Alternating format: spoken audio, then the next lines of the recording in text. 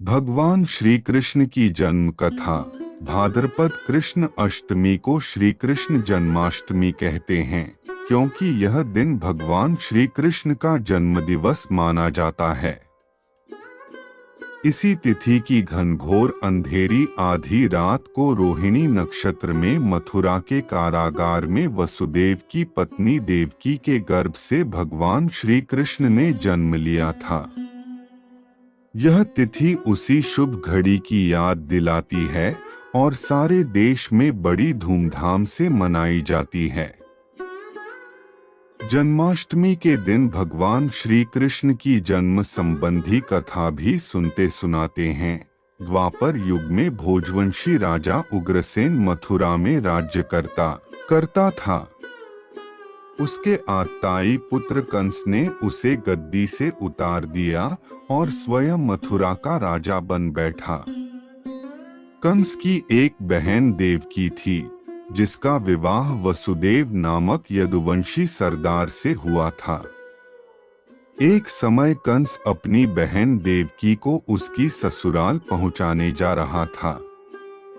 रास्ते में आकाशवाणी हुई, हे कंस, जिस देवकी को तू बड़े प्रेम से ले जा रहा है, उसी में तेरा काल बसता है। इसी के गर्भ से उत्पन्न 8वां बालक तेरा वध करेगा। यह सुनकर कंस वसुदेव को मारने के लिए उद्यत हुआ। तब देवकी ने उससे विनयपूर्वक कहा, मेरे गर्भ से जो संतान होगी उसे मैं तुम्हारे सामने ला दूंगी। बहनोई को मारने से क्या लाभ है? कंस ने देवकी की बात मान ली और मथुरा वापस चला आया। उसने वसुदेव और देवकी को कारागृह में डाल दिया। वसुदेव देवकी के एक एक करके 7 बच्चे हुए और 7 को जन्म लेते ही कंस ने मार डाला। अब 8वां बच्चा होने वाला था। कारागार में उन पर कड़े पहरे बैठा दिए गए। उसी समय नंद की पत्नी यशोदा को भी बच्चा होने वाला था। उन्होंने वसुदेव देवकी के दुखी जीवन को देख 8वें बच्चे की रक्षा का उपाय रचा। जिस समय वसुदेव देवकी को पुत्र पैदा हुआ, उसी समय संयोग से यशोदा के गर्भ से एक कन्या का जन्म हुआ, जो और कुछ नहीं सिर्फ माया थी। जिस कोठरी में देवकी सुदेव कैद थे, उसमें अचानक प्रकाश हुआ और उनके सामने शंख, चक्र, गदा, पद्म धारण किए चतुर्भुज भगवान प्रकट हुए। दोनों भगवान के चरणों में गिर पड़े। तब भगवान ने उनसे कहा, अब मैं पुनः नवजात शिशु का रूप धारण कर लेता हूँ। तुम मुझे इसी समय अपने मित्र नंदजी के घर वृंदावन में भेज आओ और उनके यहाँ जो कन्या जन्मी है उसे लाकर कंस के हवाले कर दो। इस समय वातावरण अनुकूल नहीं है। फिर भी तुम चिंता न करो, जागते हुए पहरेदार सो जाएंगे। कारागृह के फाटक अपने आप खुल जाएंगे और उफनती अथाह यमुना तुमको पार जाने का मार्ग दे देगी। उसी समय वसुदेव नवजात शिशु रूप श्री कृष्ण को सूप में रखकर कारागृह से निकल पड़े और अथाह यमुना को पार कर नंदजी के घर पहुँचे। वहां उन्होंने नवजात शिशु को यशोदा के साथ सुला दिया और कन्या को लेकर मथुरा आ गए। कारागृह के फाटक पूर्ववत बंद हो गए। अब कंस को सूचना मिली कि वसुदेव देवकी को बच्चा पैदा हुआ है।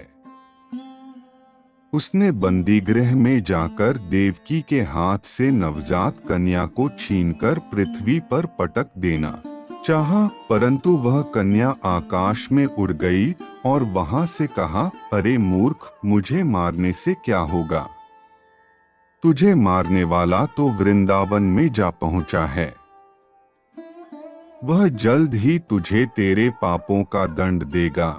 यह है कृष्ण जन्म की कथा। किया कृष्ण की बचपन की कहानी। कृष्ण भगवान के एक बहन और एक भाई थे। कृष्ण भगवान भाई का नाम बलराम और बहन का नाम सुभद्रा थी। अपने जन्म के कुछ समय बाद ही कंस द्वारा भेजी गई राक्षसी पूतना का वध किया। उसके बाद शक्तासुर, तृणावर्त आदि राक्षस का वध किया। बाद में गोकुल छोड़कर नंद गांव आ गए। वहां पर भी उन्होंने कई लीलाएं की, जिसमें गोचारण लीला, गोवर्धन लीला, रास लीला आदि मुख्य है। भगवान कृष्ण ने स्नान करती गोपियों के कपड़े चुराकर उन्हें एक सिख दिया था। राधा व कृष्ण का प्रेम। भगवान कृष्ण ज्यादातर समय अपने प्रिय सखी राधा के साथ बिताना पसंद करता था। उनके साथ खेला कूदा, रास रचाए। इतना ही नहीं, कृष्ण ने सबसे ज्यादा बंसी राधा के कहने पर बजाई। राधा कृष्ण का प्रेम ऐसा था जिसकी आज भी मिसाल दी जाती है। लेकिन कृष्ण ने राधा से शादी नहीं की।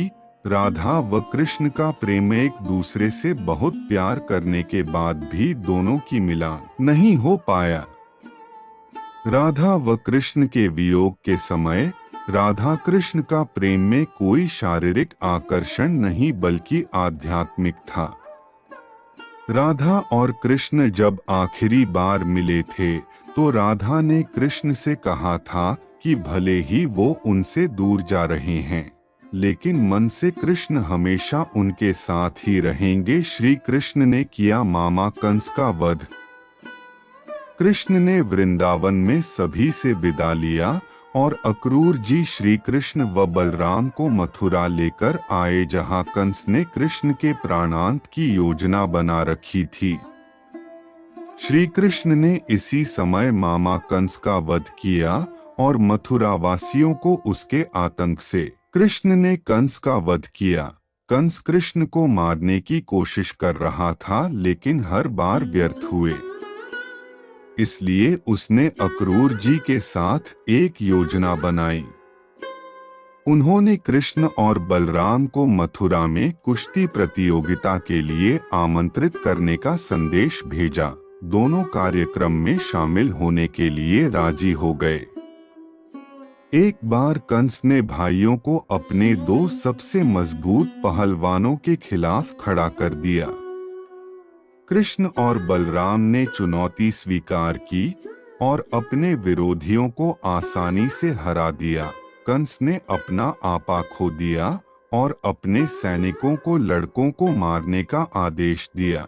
यह सब देखकर कंस ने अपना आपा खो दिया और अपने सैनिकों को उन्हें राज्य से निकालने और वासुदेव व उग्रसेना को भी मार डालने का आदेश दिया।